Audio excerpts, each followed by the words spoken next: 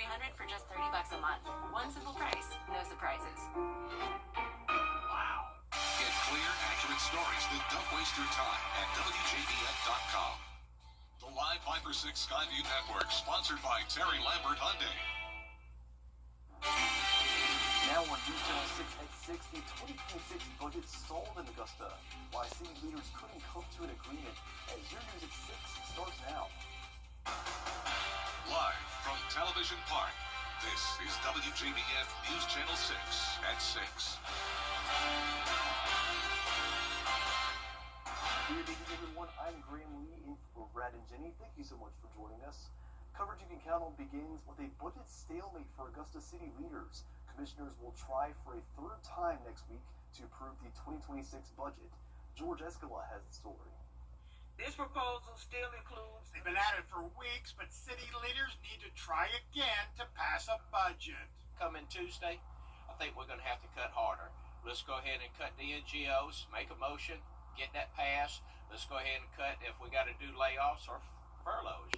Commissioners already looking at 5% cuts for departments. The administrator saying that would send workers home.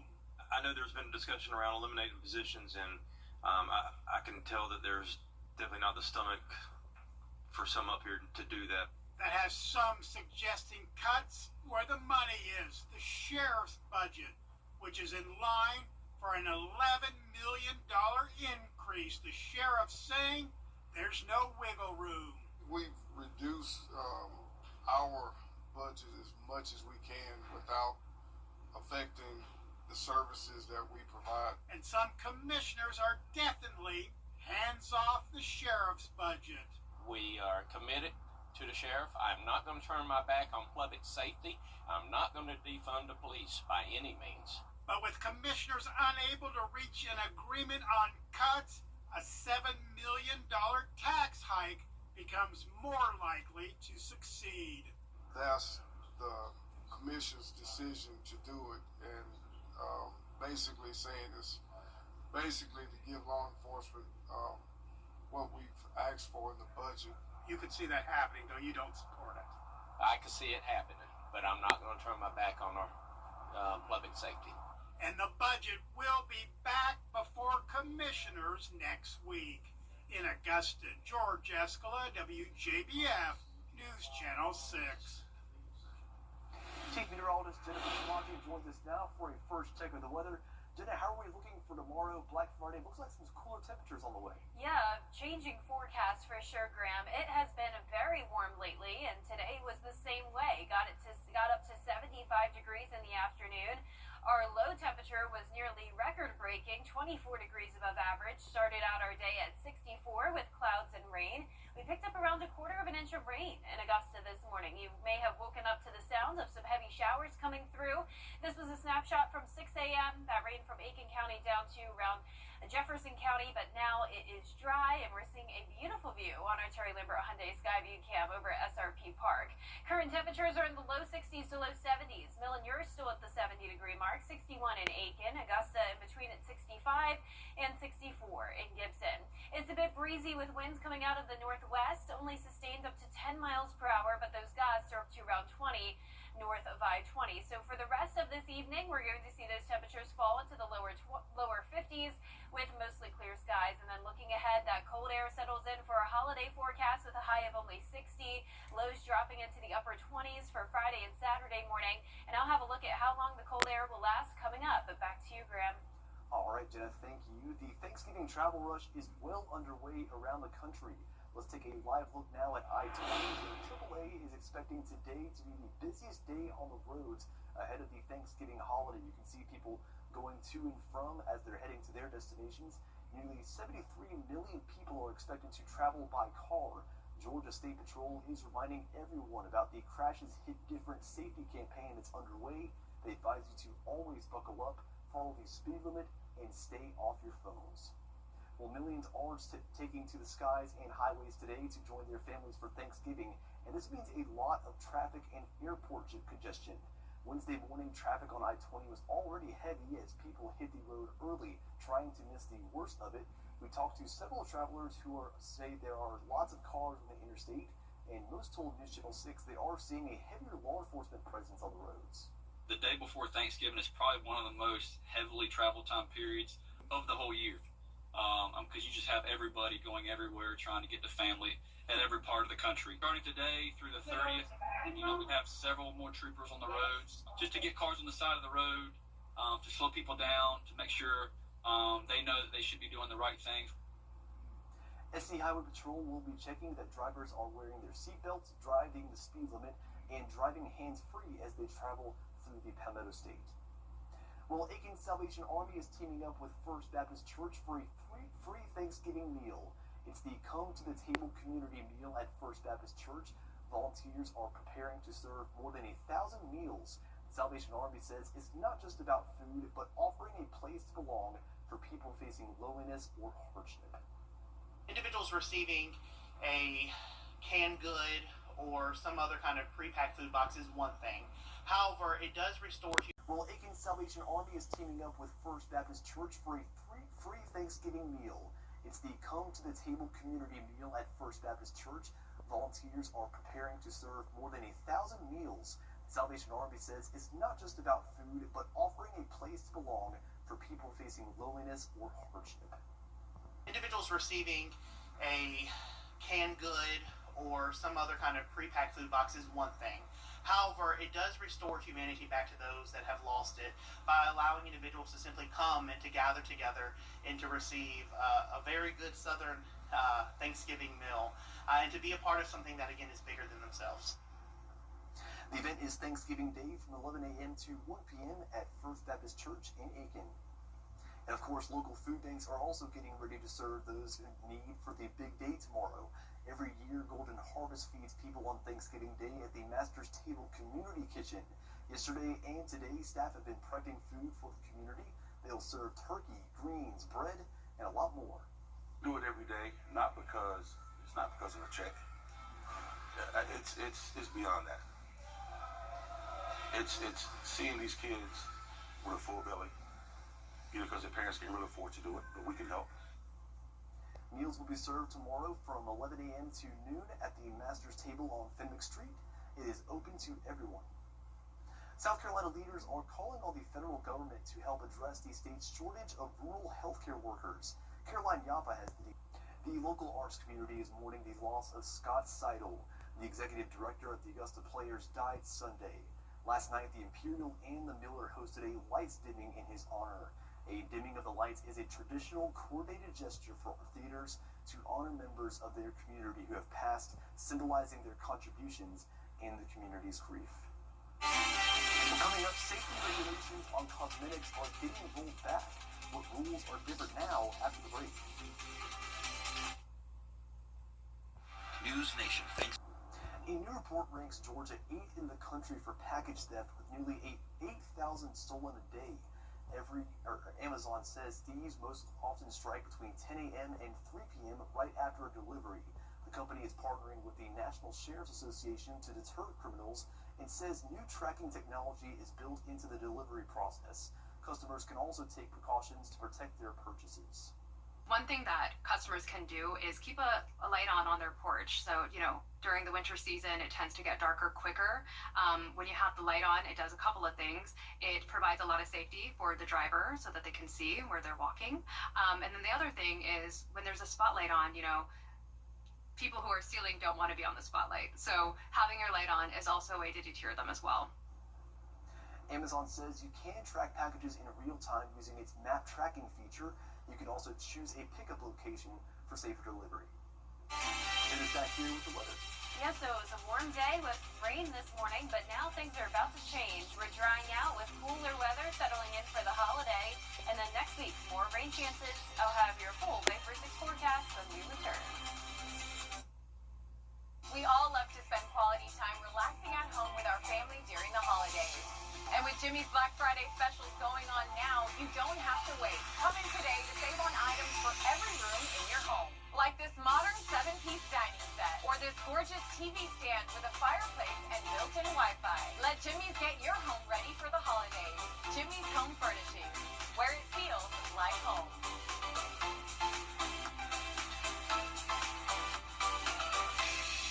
Did you Mark out of DOE. It is a Viper 6 alert day as we track severe weather. The live Viper 6 weather team is coverage you can count on for the entire CSRA. Weather headlines on News Channel 6, brought to you by Southpaw Roofing. Closed captioning on News Channel 6 is sponsored by Hearing Associates of South Carolina. Now, your most accurate forecast with WJBF Live Viper 6. Welcome back. The sun has set and we're left with clear skies this evening on our Terry Lambert Hyundai Skyview cam outside the station. We're sitting at 65 degrees, still pretty mild with a southwest wind of 5 miles per hour. Dew points are lowering now at 50 degrees. And around the CSRA, we're sitting in the 60s pretty much everywhere. 67 in Sandersville, 63 in Washington. Aiken, you're at 61 and 64 in Barnwell. So we had this cold front move through this morning. That's what brought us the cloud cover and rain. Now high pressure is settling in, and that will bring us lots of sunshine just in time for a holiday forecast tomorrow. Upper 30s in the morning, so that puts it around 30 degrees colder than it was this morning. So definitely dress accordingly if you're out and about early with your friends or family members. And then as we go into the afternoon, I'm going with 60 in Augusta, but a lot of places will top off only in the 50s. And then for Black Friday morning, if you're hitting the shops early on, you definitely need to dress warm. Maybe buy a winter coat, as temperatures will be dropping to 28 at 6 a.m. when you factor in that northwest wind, feeling as low as the mid-20s. Now here's a look at the game day forecast for both Friday and Saturday. Whether you're going to Atlanta or Columbia, temperatures are the same. Mid-40s, definitely colder than normal for this time of the year at kickoff. But the good news is that look at the rain chances all across the southeast, 0%.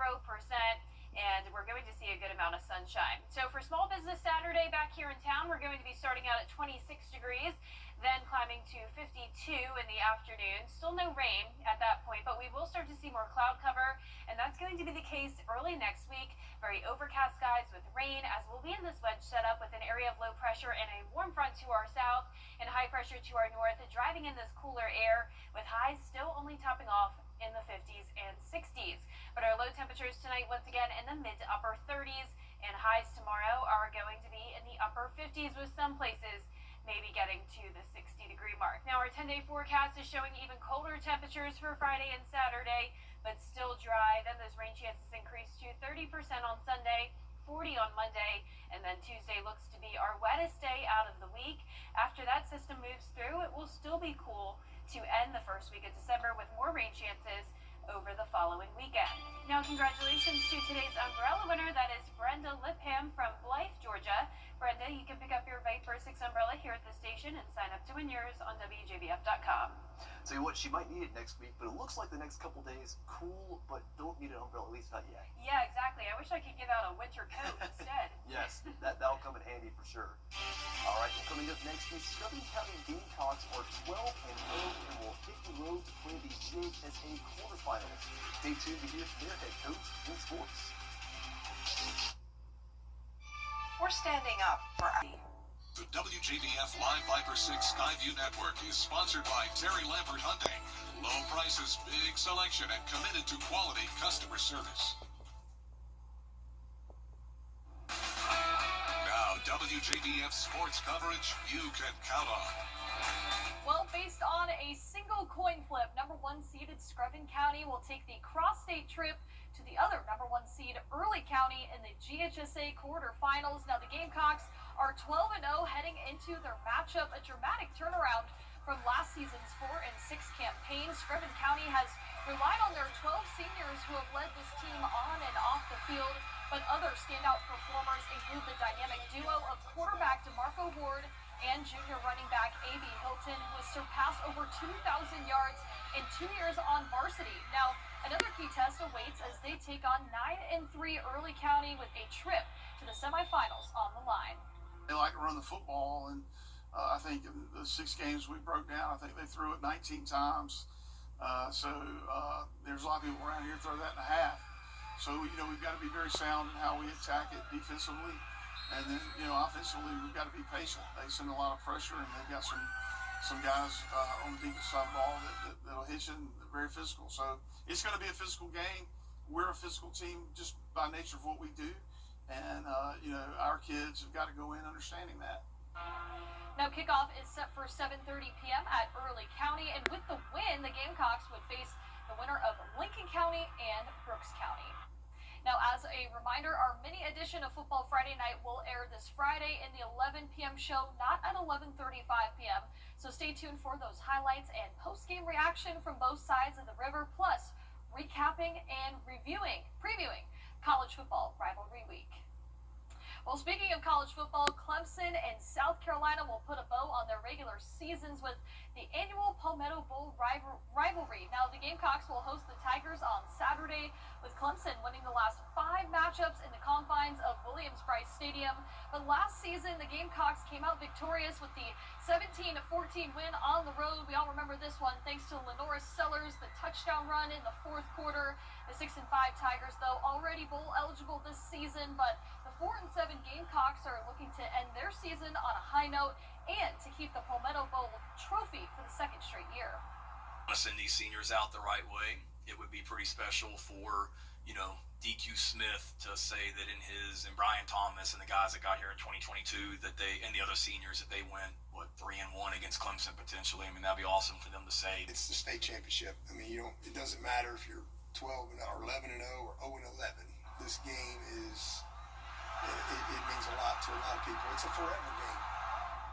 Now kickoff is set for noon on the SEC network. I will be there to cover that game, and I'm just hoping that it is going to be as close this year as it was last year. I hope so too. If you know who look for online, you know. You'll be right back. Thanks, Gianna. At Lionel Smith Limited, you can't always choose the weather, but you can choose your weather app. Go with the most accurate and most trusted, the Line 536 mobile app. Download it today for the best in unique men's sports. Our 10-day forecast is showing a beautiful Thanksgiving forecast, starting out cold at 37, then climbing only into the upper 50s to low 60s, then dropping even more Friday and Saturday, lows in the 20s, highs in the 50s, then rain chances, cloud cover, and still staying cool to start the first week of December. Well, tomorrow is Thanksgiving, but the countdown to 2026 has already begun with the New Year's Eve ball officially unveiled in Times Square. With the New Year's around the corner, they have a brand new New Year's Eve ball. The Constellation Ball made its inaugural ascent on the 139-foot pole atop Times Square. This new ball is covered in more than 5,280 Waterford crystals, nearly twice the amount of its predecessor, and for the first time, the ball will feature circular crystals. Well, I'll tell you what, that'll be something to see when hard to believe it'll be a little bit over a month from now. Yeah, I know. Always an exciting time. It's a beautiful New Year's Eve ball this year. But yeah, I mean, for me, I like to take things one day at a time. Thanksgiving tomorrow, Christmas about a month from now, and then that New Year's will be here before you know it. 2025 has flown by. I don't know about you guys, but for me it has. Yes, It has for me too. Yeah, all good things. Well, that's our report for now. News Channel 6 continues at 7 o'clock right after World News Tonight. Have a good evening.